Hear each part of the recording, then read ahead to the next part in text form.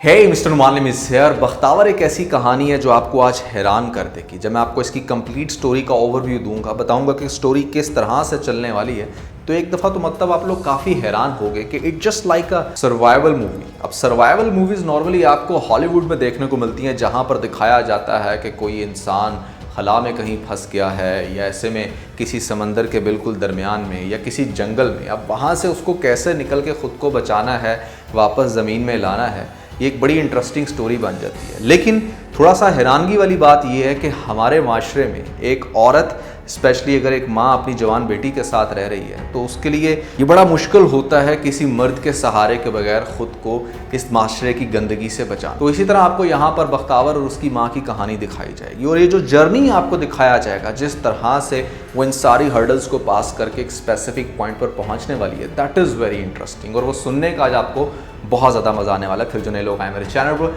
जल्दी से दबा दें सब्सक्राइब का बटन, पुराना लो जैसे कहते हैं इंस्टाग्राम पे फॉलो @मालिम, क्योंकि आपके सभी क्वेश्चंस के आंसर मैं वहां पर करने वाला हूं। वीडियो का जैसे लगता है हम स्टार्ट कर सकते हैं बहुत ही सुपर डुपर रिव्यू, तो चले आगे बढ़ते हैं।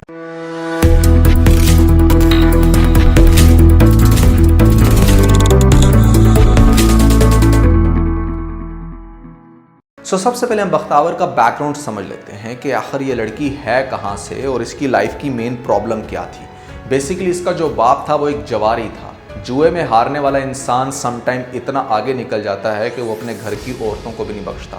जैसे किसी ने जुआ लगाया कि हाँ भी अगर तू हारा तो तू मुझे अपनी बेटी का रिश्ता देगा, तो कुछ ऐसा ही सिनेरियो बनता है फर्स्ट एपिसोड में, जहाँ पर इसका बाप जब जुआ हार जाता है तो वहाँ पर अपनी बेटी को लेकर पेश कर देता है उस इंसान के सामने। अब ऐसे में वो जो बड़ी बहन होती है इस बख्तावर की, उन दोनों की बहुत अच्छी बाउंडिंग थी घर में, इसको सपोर्ट करने के लिए शी वॉज द बेस्ट, जो उसको पढ़ाती भी थी, हर तरह से ख्याल रखती थी।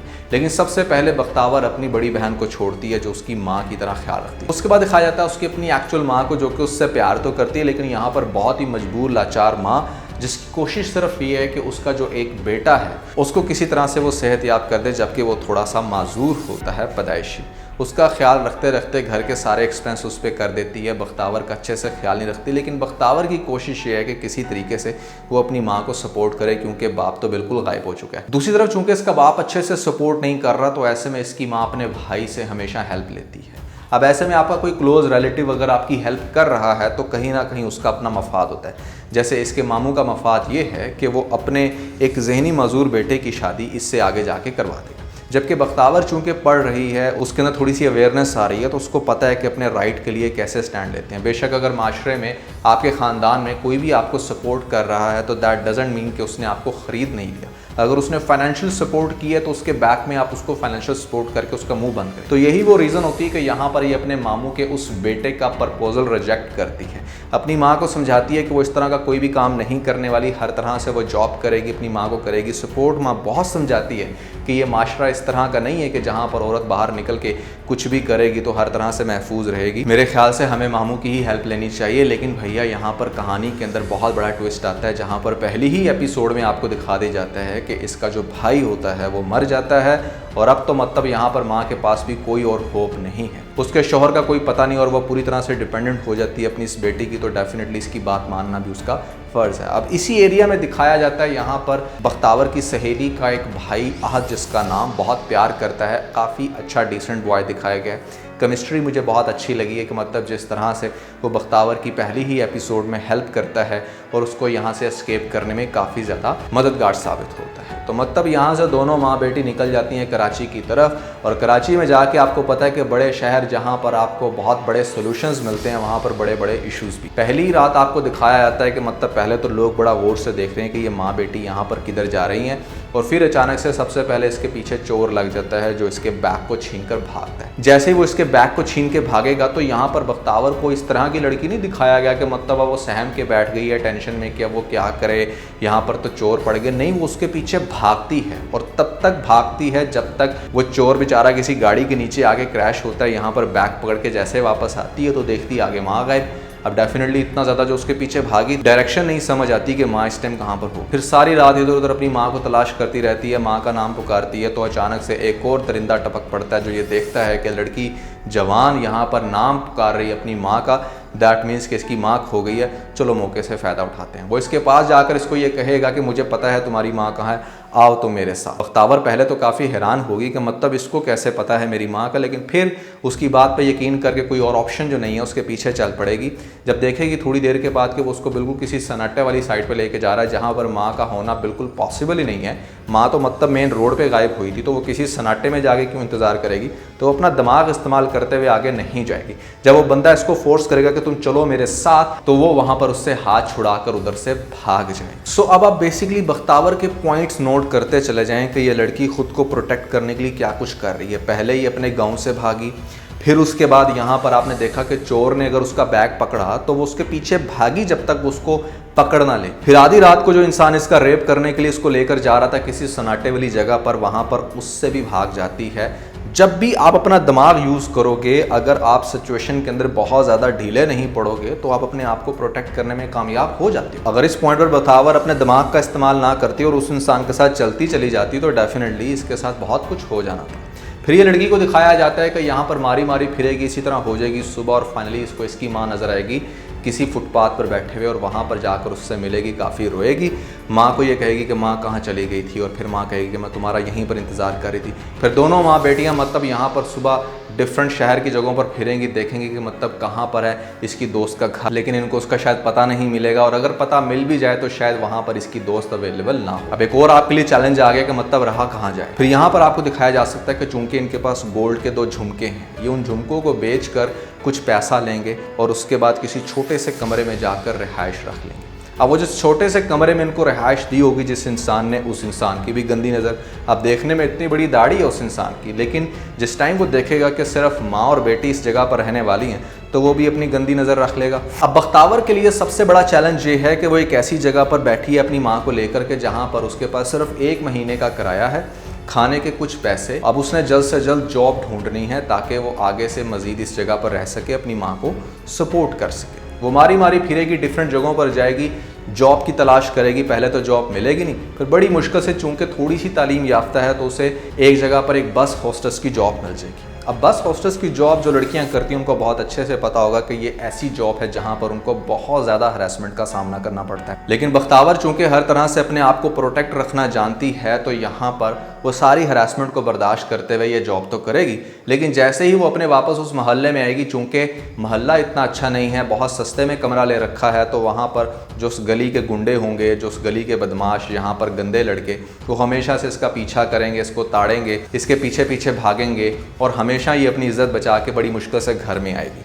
माँ इसको बहुत समझाएगी कि तुमने बहुत मुश्किल रास्ता चुना है, तुम्हें नहीं पता, मैं तुम्हें समझाती थी, लेकिन फिर भी ये लड़की बज़िद होगी कि नहीं, वो एक दिन ज़रूर कामयाब होगी अपनी माँ को एक अच्छा शेल्टर देने में और एक अच्छा लाइफस्टाइल देने में। फिर आपको ग्रेजुअली इस तरह के सीन दिखाए जाएंगे कि जैसे यहाँ पर घर से थोड़ा सा बाहर निकली है तो वो मौलवी भी तंग कर रहा है, महल्ले वाले भी तंग कर रहे हैं, ख़ासतौर पे वो गंदे लड़के। लेकिन बख्तावर बिल्कुल भी दिल नहीं छोड़ने वाली। वो जाएगी जॉब पर, और जॉब पे अगेन उसके साथ एक बहुत बड़ा तमाशा हो जाएगा।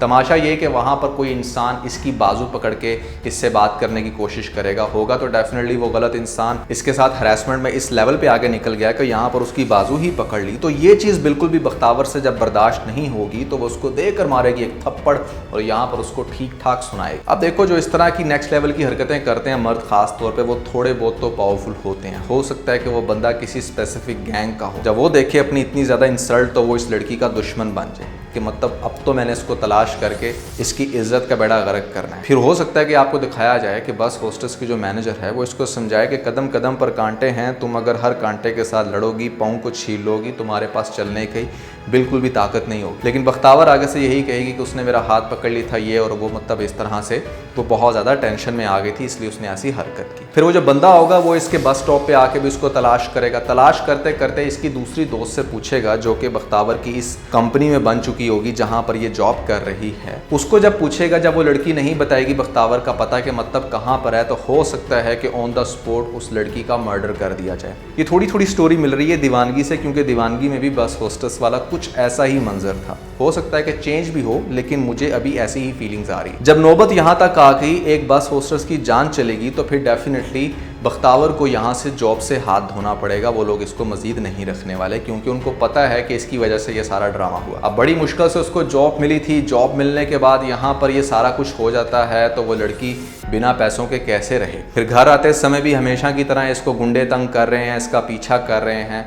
तो ये बहुत ज़्यादा अपसेट होगी, अपनी माँ से पूछेगी कि आखिर इसमें ऐसी क्या बुराई है कि वो एक इज्जत से काम नहीं कर सकती, अपना गुजर बसर नहीं कर सकती। तो माँ समझाएगी कि बेटा मैं तुम्हें यही चीज़ें समझाती थी कि एक औरत के लिए इस तरह से सर्वाइव करना बहुत मुश्किल। लेकिन इस सब के बावजूद यहाँ पर बख्तावर फिर भी हार नहीं मानेगी। उसके माइंड में एक आइडिया आएगा कि क्यों ना मैं अपना भेस बिल्कुल लड़कों जैसा बना लूँ। अच्छा, यहाँ पर बहुत सारे लोगों को ऐसा लग रहा होगा कि शायद बख्तावर के कुछ डबल रोल हैं, यमुना ज़ैदी के 2-3 रोल होंगे, एक ऐसा रोल कि जहाँ पर वो लड़का है और एक ऐसा रोल जहाँ पर वो एक बड़ी मासूम सी लड़की है। मुझे नहीं लगता कुछ इस तरह का दिखाया जाएगा। ये इस पॉइंट पर अपनी अपीयरेंस बदलने वाली है, चूँकि एक तो उसके पीछे गुंडे लगे हैं और दूसरे नंबर पर यहाँ पर मोहल्ले के लोग काफ़ी तंग कर रहे हैं। तो ये अपने बाल काट लेगी, अपने बाल भी काट लेगी, अपने जो आउटफिट्स हैं यानी कि अपने जो कपड़े हैं वो बिल्कुल मर्दों की तरह पहनना शुरू हो जाएगी। और ना सिर्फ ये सब कुछ करेगी बल्कि मर्दों की तरह थोड़ी सी भारी आवाज़ में जानबूझ के बोलना भी शुरू हो जाएगी ताकि किसी भी मर्द को ये अट्रैक्ट ना कर सके। और ख़ास तौर पे अगर ये कोई भी जॉब करती है बाहर तो कम से कम वो बंदे इसको बिल्कुल भी पहचान ना सके जो इसकी जान के पीछे पड़े हुए हैं। अब देखो, सिर्फ भेस बदलने से काम नहीं बनता, यहाँ पर आपको और भी बहुत सारी चीज़ें बदलनी पड़ती। जब ये लड़की एक लड़की का गेटअप रखती थी तो डेफिनेटली इसको कुछ उस तरह की जॉब भी मिल सकती थी, जैसे बस हॉस्टेस की जॉब या दूसरी जॉब जो स्पेसिफिकली गर्ल्स के लिए होती हैं। लेकिन जब आपने अपना पूरा आउटफिट चेंज कर लिया, अपनी लुक्स चेंज कर ली, तो फिर आपको जॉब मिलना भी मुश्किल हो जाता है। बावजूद इसके कि ये लड़की पढ़ी लिखी है लेकिन फिर इसको कोई अच्छी जॉब नहीं मिलेगी।